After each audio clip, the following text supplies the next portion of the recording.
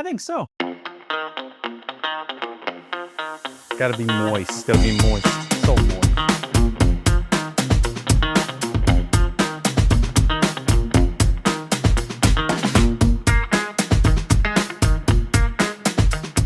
I've spent the last year building what I think is the ultimate backyard. We've added smart lighting, an outdoor TV, automations, outdoor speakers. I have cameras and enough technology to make anyone question my life choices. But there's one thing that was missing: a pellet grill. Not just any pellet grill, a smart pellet grill. This is the Weber's new Searwood XL pellet grill. It's packed with technology, Wi-Fi, app control, notifications, remote access, temperature monitoring, basically everything I like. But before I get too excited, let's bring in somebody who actually knows what they're doing. So this is my buddy Matt.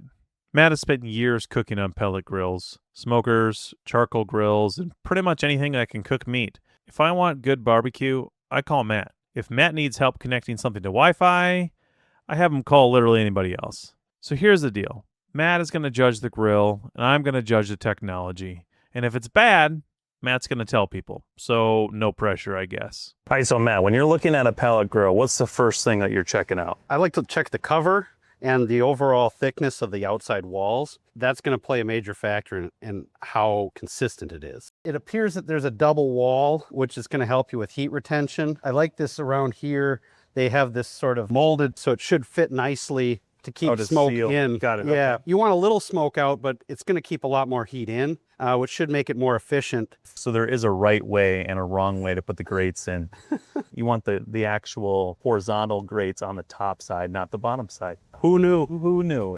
On this grill in particular, what stands out for you? It looks like you have a pretty good heat spreader in here. This is a decent size hopper, I guess you'd call it, for pellets. I had seen you using it earlier, and it looks like there's a way for you to dump the pellets. There is. Yeah, and I did it accidentally. Yeah, one time. That's huge though. It's I very didn't know handy. what it did, and I opened it up, and they all just pooped out on the ground. Well, sometimes reading the directions is a good thing. What I think matters most is the control unit. Smart shit matters the most, right? But I think what matters the most is solid barrel construction, quality grates. Those are the biggest things for me. Now we're going to talk about the fun part, the tech stuff. So you can't start the grill through the app. Obviously, it doesn't want you to start it remotely. Oh, for probably some safety features. That's smart. So I go ahead and push the triple hamburger button, and it's already connected up through the app. I already set everything up beforehand. It's currently off, okay?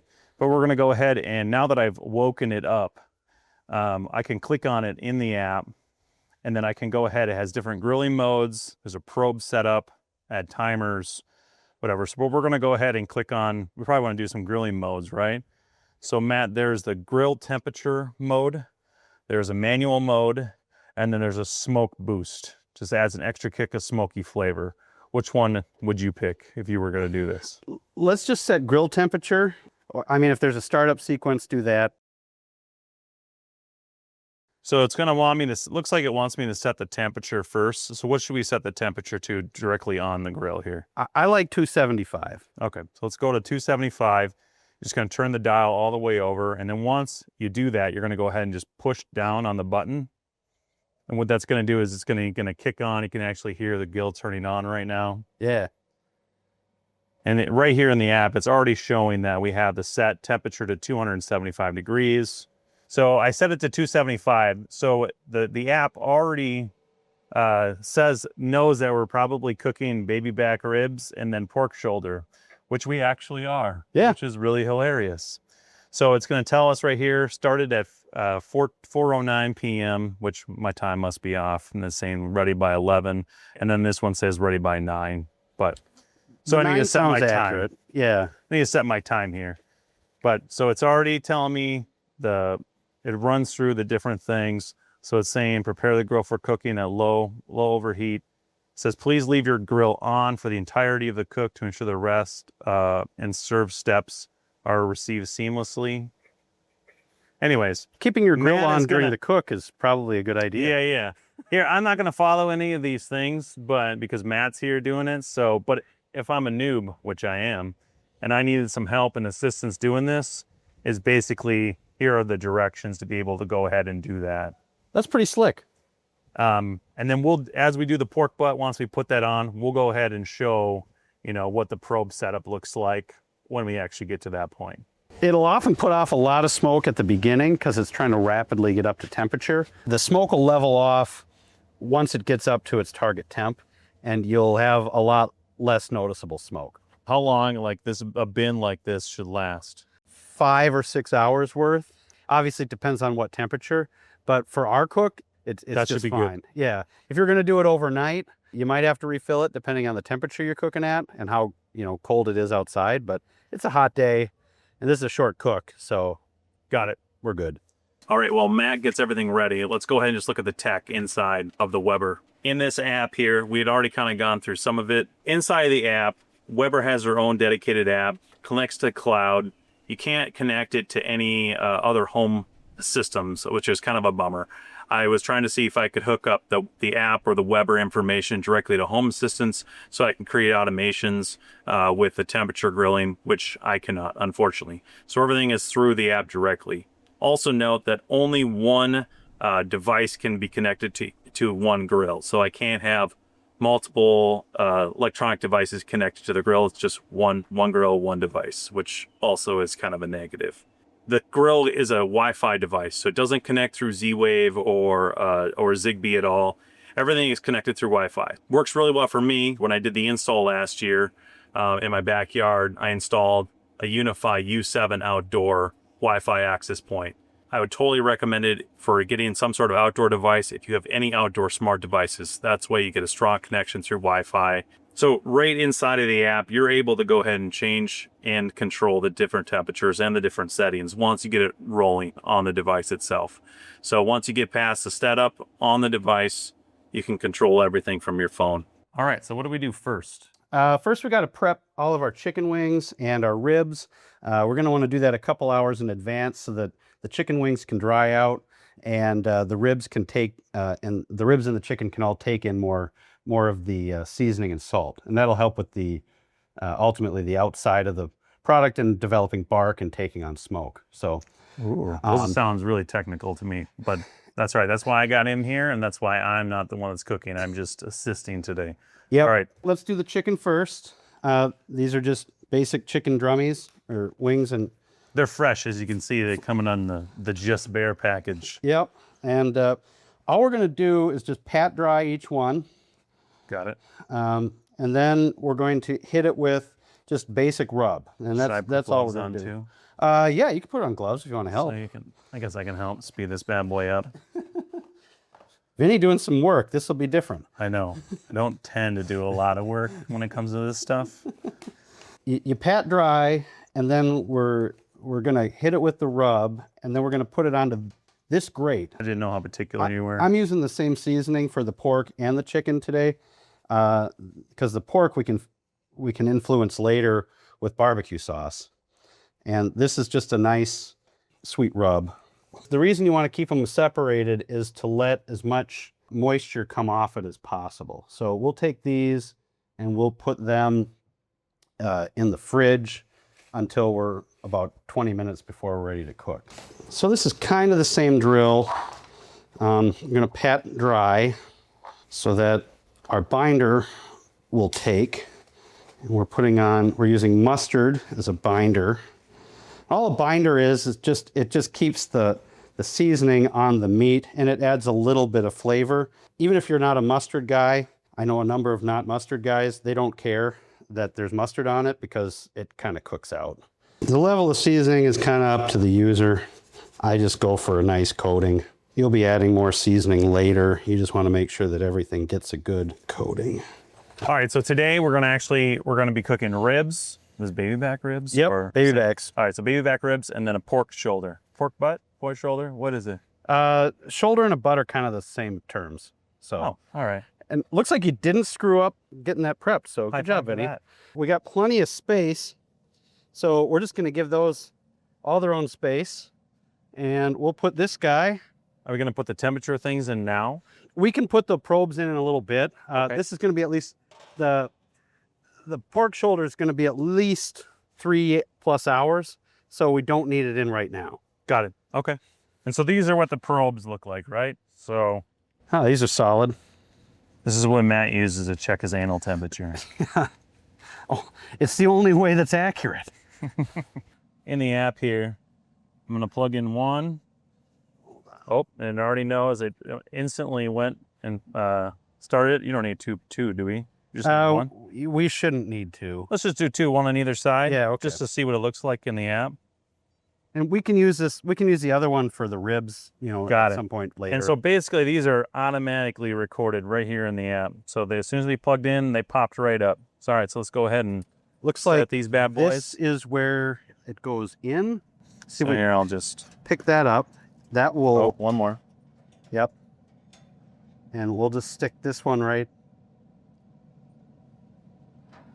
there. And this one we can either leave this one to see what the internal temperature, you know, what it's reading for internal temps. Oh, we can all just right. leave this one loose. Well, we got the whole thing right here, which is that sensor right there. Yeah. So why don't you just we'll leave that one loose for future use. Got it. All right. We'll put it on the other side of the grill over here. Just see what happens. All right. So I'm just going to go ahead and shut this bad boy so it stays at make temp. Sure that it squishes them. Yeah. They're already showing, like probe 2 is obviously in the pork shoulder. So that's at 49 degrees.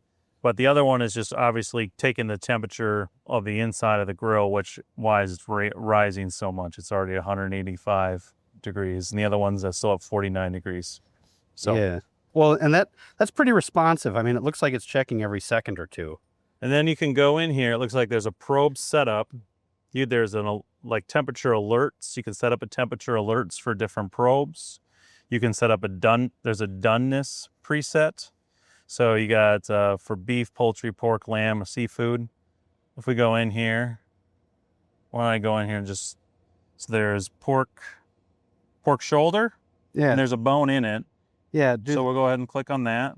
You want an internal temperature of 200 degrees for a shoulder. That way it'll shred. Oh, I see. Okay. Yeah. So, well, let me change it's saying 8 to 10 pounds, but it's not 8 to 10 pounds. Yeah, it's got a remove temp of 200, so that should be okay. But yeah, this is only a 4 It's telling me 12 to 17 hours. So this is not going to be accurate because it's like literally under half the size of that. Yeah. So we'll go ahead and push start on that. Once it hits about 165 degrees, it hits what's called a stall sometimes. Yeah. And that's where liquid from the meat is coming off fast enough where it actually keeps the meat at a certain temperature. It works against the heating it. So what you do is you wrap it in tin foil, and then that gets rid of the problem. I see. All right, so I did it in the app here. It's already set up. So I'm assuming at 170 degrees is when we would technically wrap it. Yep, that's when. So it's saying in 7 hours wrap and then continue grilling. It's going by the temperature anyways. So as soon as it gets to that point, it's going to give us a notification. And there's a dashboard down here at the bottom that's showing what temperature the grill is at, and then what temperatures that the next step is to go to in probe 2. Everything's going to go for 2 hours, and then we might wrap the ribs for a little bit and then finish them. I'm thinking one rack we'll hit with more of the seasoning. Got it. And we'll just do dry. And then the other rack we'll hit with some barbecue sauce for a little bit more of a tacky, tangy experience. I'm gonna get a solution of vinegar and water, a little mustard, and a little bit of the seasoning.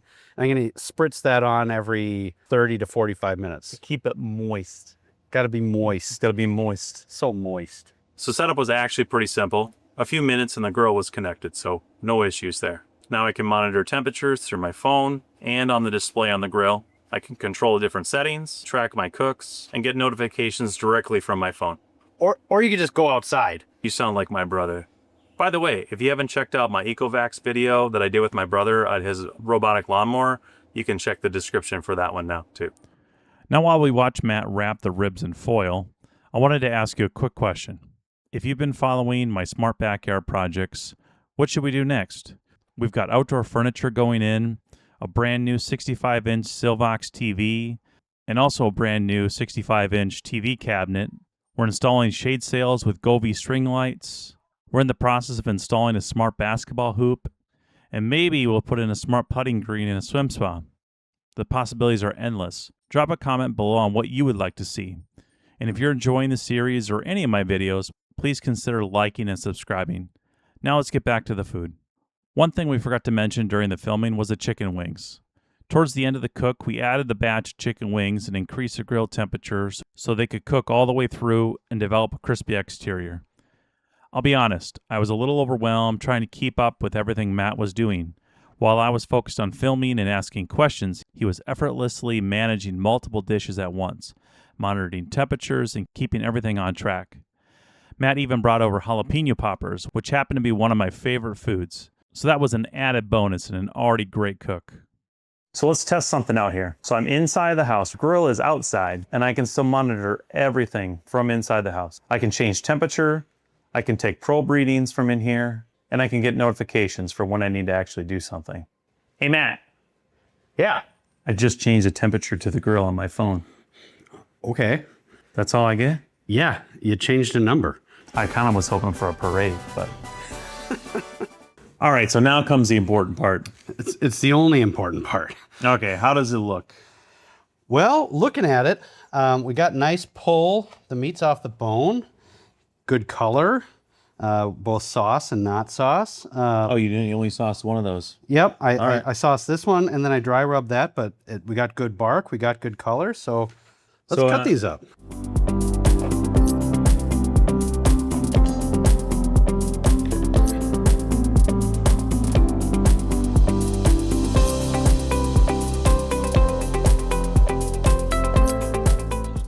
Oh, damn. Yeah, that's good. They're really soft. Yeah, they're soft, but they're not chewy, but they're not like... Damn, those are better than Applebee's ribs. Thanks for that. We're gonna do a score out of 5, all right? So first thing is we're gonna do build quality. I'd give it a 5. There are some minor improvements you could make, but there's nothing wrong with it if you're just gonna let it sit there and exist. Perfect. Next category is cooking performance. I give it a 3.5 to a 4. It would get up to temp quickly for how big it is. It was really maintaining a temp great until we added those chicken wings. Then it got a little screwed up. Next thing is a smoke flavor. I think it's great. It's just what I like. You know it's smoked, but it's not smoky.